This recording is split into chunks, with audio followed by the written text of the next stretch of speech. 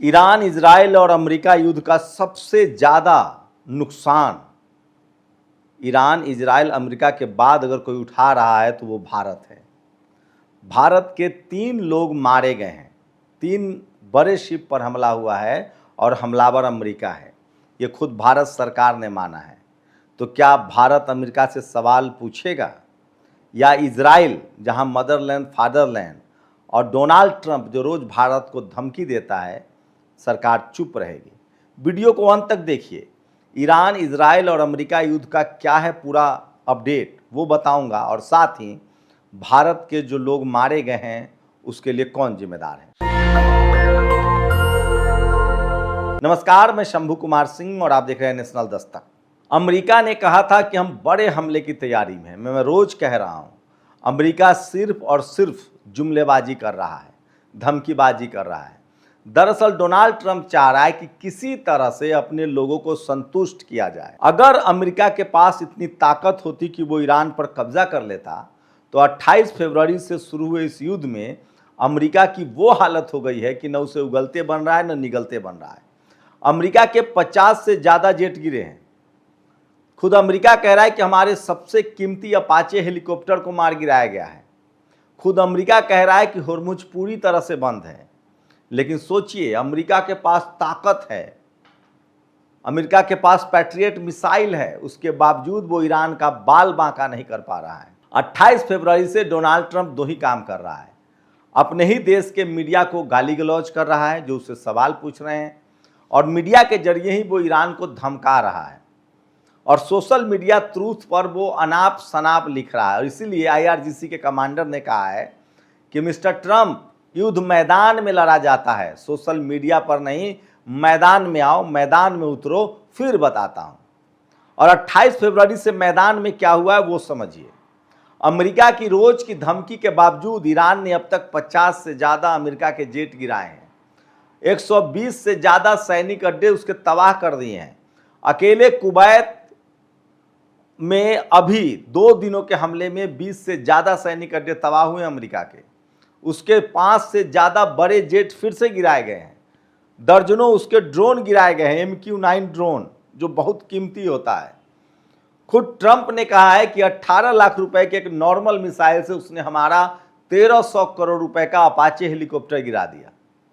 America की हालत का अंदाजा इसी से लगा सकते हैं कि उसके एक एक हथियार की कीमत अरबों खरबों में है, और ईरान लाख रुपए, 10 लाख रुपए के ड्रोन और मिसाइल से उसको मार गिरा रहा है। सोचिए, उसके सबसे बड़े बड़े युद्धपोत की क्या हालत हो गई है। होर्मुज के आसपास जो युद्धपोत की तैनाती हुई थी, चाहे वो जेराल्ड हो, फोर्ड हो, अब्राहम लिंकन हो, इन सबको उसने या तो इंजर्ड कर दिया, और छोटे छोटे न जाने दर्जनों शिप को उसने उसके युद्धपोत को डुबा दिया है। यह स्थिति है अमेरिका की, और अमेरिका सिर्फ बयानबाजी कर रहा है। वो सिर्फ अपने ही नागरिकों को धोखा दे रहा है। डोनाल्ड ट्रंप सिर्फ बयानबाजी करके, मीडिया में बतौलेबाजी करके अमेरिका के नागरिकों को झांसा दे रहा है। लेकिन क्या लग रहा है, अमेरिका के नागरिक झांसा में आने वाले हैं? वहाँ पढ़ा लिखा देश है और वहाँ की मीडिया भी पढ़ा लिखा है। अमेरिका के ट्रंप ने लगातार मीडिया से गाली गलौज शुरू की है। वहाँ के पत्रकार पूछ रहे हैं कि मिस्टर ट्रंप, होर्मुज तो 28 फरवरी से पहले खुला था, आपके हमले के बाद बंद हुआ, तो हमको हासिल क्या हुआ?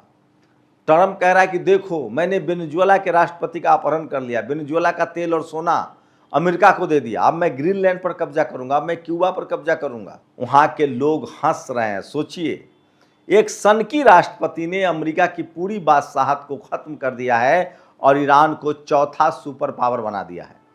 लेकिन दुनिया की इकोनॉमी जो है वो लगातार ध्वस्त हो रही है। लेकिन सवाल है कि इसमें गलती किसकी है?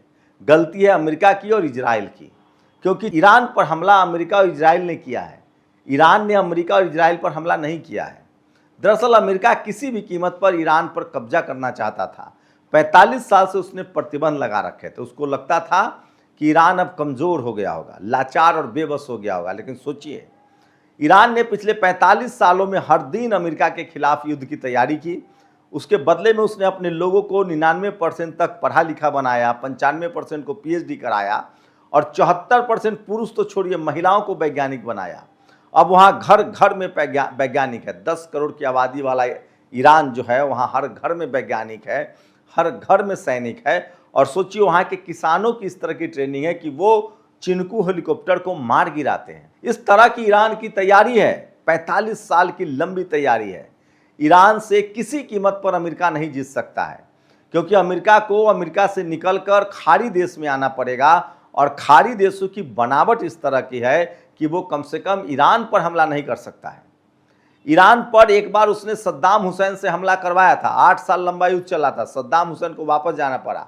बाद में अमेरिका ने खुद सद्दाम हुसैन को मार डाला। ये बात पूरा खाड़ी देश समझ रहा है।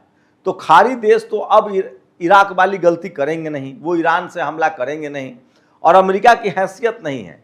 अमेरिका के पास जो सबसे बड़ी ताकत थी वो था उसका एयरफोर्स। दुनिया को लगता था कि अमेरिका के पास F-35, एस्पिरिट 2 बॉम्बर, F-18 जैसे हाई टेक्निकल 5th जनरेशन का जेट है, विमान है, फाइटर जेट है, वो बमबारी करके आराम से ईरान को बर्बाद कर सकता है। लेकिन सोचिए ईरान ने अपने दम पर इतनी बड़ी ताकत हासिल कर ली है कि ईरान के वायु सीमा में जैसे ही अमेरिका का कोई भी ड्रोन या जेट आता है वो उसे तुरंत मार गिराता है। और यही वजह है कि अमेरिका चाहकर भी ईरान पर हमला कर नहीं सकता है। अब एक रास्ता तो ये बचता है जेट वाला। दूसरा था कि क्या उसके पास इस लेवल का मिसाइल है कि वो अमेरिका से बैठकर ही चलाए। तो इसका मतलब है कि 28 फरवरी के बाद से अगर अमेरिका में ये ताकत होती तो वो ये कर सकता था। लेकिन इसका एक खामियाजा भी है। कहा जा रहा है कि ईरान के पास भी अब इंटरकॉन्टिनेंटल मिसाइल जिसकी रेंज 10,000 किलोमीटर से ज़्यादा है वो नॉर्थ कोरिया, रूस और चीन से सप्लाई हो चुका है। और इस तरह की कोई हिमाकत अगर अमेरिका करता है, अब बड़े हमले की अगर हिमाकत करता है तो अमेरिका के शहरों पर भी बड़े बड़े मिसाइल्स गिरेंगे। क्योंकि ये साफ हो गया है कि दुनिया का सबसे महंगा और सबसे एडवांस जो वायु रक्षा इंटरसेप्टर्स था थार्ड, वो पूरी तरह से फेल हो चुका है। इसका मतलब है कि ईरानी मिसाइलों का काट जो है अमेरिका के पास नहीं है। दूसरी सबसे बड़ी वजह थी कि खाड़ी देशों में लगभग 150 सैनिक अड्डे हैं अमेरिका के, 12 देशों में, जिसमें कतर है, जॉर्डन है, सीरिया है, ओमान है, बहरीन है, सऊदी अरबिया है, संयुक्त अरब अमीरात है, बहरीन है। इन तमाम देशों में अमेरिकी ठिकानों से जेट से विमान हमला किया जा सकता था, लेकिन एक साथ 120 ठिकानों को बर्बाद कर चुका है ईरान। इसका मतलब है कि ईरान की दमखम जो है, जो उसकी ताकत है, उससे अमेरिका वाकिफ हो चुका है। और डोनाल्ड ट्रंप सिर्फ धमकी देकर इस युद्ध से निकलने की जुगत में है। दरअसल डोनाल्ड ट्रंप इसलिए फंस गया है क्योंकि एक तो होर्मुज बंद है, उसके पास 2 महीने का और तेल है, साथ ही उसके देश में भी तेल और गैस की किल्लत हो रही है, यूरिया की किल्लत हो रही है, खाद की किल्लत हो रही है, क्योंकि पेट्रोकेमिकल से ही सारे फर्टिलाइजर्स बनते हैं, खाद बनते हैं। एक तो अमेरिका की यह समस्या है कि ईरान साफ कह रहा है कि जब तक अमेरिका इस युद्ध में ईरान को हुए नुकसान का हर्जाना नहीं देगा, इजराइल और अमेरिका ने जो उसके यूनिवर्सिटी उड़ाए हैं, उसके रिफाइनरी उड़ाए हैं, उसके शहरों पर बम गिराए हैं, उसके लिए वो $400 बिलियन का हर्जाना मांग रहा है। और जब तक ये हर्जाना नहीं दोगे होर्मुज नहीं खुलेगा तुम्हारे लिए। साथ ही वो कह रहा है कि जब तक $24 बिलियन जो उसकी दुनिया भर के संपत्ति फ्रीज है उसे जारी नहीं करोगे तब तक होर्मुज नहीं खुलेगा। साथ ही ईरान कह रहा है कि जब तक एक ग्लोबल ट्रीटी नहीं करोगे कि अगर अब अमेरिका ने किसी भी देश पर हमला किया तो उसको जवाब में रूस और चीन हमला करेगा। ये ग्लोबल ट्रीटी की उसकी मांग है। अमेरिका की छटपटाहट उससे आगे भी है। अब तो साफ लगने लगा है कि हिजबुल्ला, हमास और हुती, हिजबुल्ला जो है वो लेबनान का लड़ाका है, हमास जो है वो फिलिस्तीन का लड़ाका है और हुती यमन का लड़ाका है। इन तीनों के पास ईरान के हथियार पहुंच रहे हैं और वो अब तीनों तरफ से इजराइल पर हमला करेंगे। वहीं तुर्की ने भी आए दिन कहा है कि हम इजराइल पर हमला करेंगे। तो खाड़ी देश किसी भी कीमत पर इजराइल को मान्यता देने के लिए तैयार नहीं है और इसलिए अब्राहम अकॉर्ड जो है उस पर अमेरिका दस्तखत करने के लिए कह रहा है कि दस्तखत कर दो ताकि इजराइल बच सके। तो सोचिए, अमेरिका की बात इजराइल न तो सुन रहा है और न अमेरिका की बात खाड़ी देश सुन रहा है। इजराइल की अपनी मजबूरी है, अगर वो युद्ध से बाहर निकलता है तो बेंजामिन नेतन्याहू को जेल खटनी पड़ेगी क्योंकि उस पर भ्रष्टाचार का आरोप है। डोनाल्ड ट्रंप जो है वो बेंजामिन नेतन्याहू का कठपुतली है क्योंकि बेंजामिन नेतन्याहू के पास एप्स्टीन फाइल की असली चाबी है। अगर डोनाल्ड ट्रंप ने बेंजामिन नेतन्याहू से दुश्मनी मोल ली तो वो वीडियो रिलीज कर देगा, देर सवेर डोनाल्ड ट्रंप को जेल जाना पड़ेगा। वहीं डोनाल्ड ट्रंप की जो नेवी है, जो अमेरिका की जो नेवी है, वो भी पूरी तरह से कमज़ोर हो गई है। लंबे ये पूरा मामला 6 महीने से चल रहा था, 6 महीने से सेना की डिप्लॉयमेंट हुई थी। अमेरिका ने पूरी तैयारी की थी, 6 महीने की तैयारी की थी, खाड़ी देशों में सेनाओं को डिप्लॉय किया था, लेकिन ईरान की तैयारी 45 साल की थी और ईरान को एग्जैक्ट सैटेलाइट लोकेशन मिल रहा है। तो ये तो साफ हो गया है कि अमेरिका होर्मुज नहीं खुलवा सकता है, अमेरिका ईरान से अब जीत नहीं सकता है, पैदल सेना उतारने की उसकी हैसियत नहीं है। बदले में अमेरिका क्या कर रहा है? बदले में अमेरिका ये कर रहा है कि अगर होर्मुज से अमेरिका और इजराइल को तेल नहीं मिलेगा तो दुनिया देश के किसी भी देश को तेल नहीं मिलेगा, और इसलिए होर्मुज में लगभग 2000 के करीब शिप खड़े हैं, 1600 से 2000। उसी में तमाम देशों के शिप को ईरान जाने दे रहा है, कह रहा है कि हमें किसी देश से दुश्मनी नहीं है, बस इजराइल और अमेरिका का शिप नहीं जाएगा। अमेरिका कह रहा है कि मेरा शिप नहीं आएगा तो किसी का शिप नहीं आएगा, और इसलिए जो भी शिप होर्मुज से पार करता है अमेरिका उस पर हमला करता है, बंगाल की खाड़ी में, ओमान के आसपास, बहरीन के आसपास। तो सोचिए इसी कड़ी में 3 शिप पर हमला हुआ है और दुनिया भर के शिप पर भारत के लोग काम करते हैं। अब खबर है कि 3 भारतीय की मौत हो चुकी है, जबकि दर्जनों भारतीयों को ओमान ने बचाया है।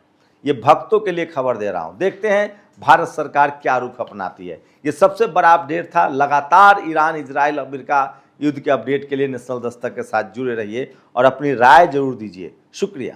नेशनल दस्तक की आपसे गुजारिश है कि अगर इसको बचाना चाहते हैं तो नेशनल दस्तक को सब्सक्राइब करने के लिए रेड कलर के सब्सक्राइब बटन को दबाएं, फिर बेल आइकन की घंटी दबाएं।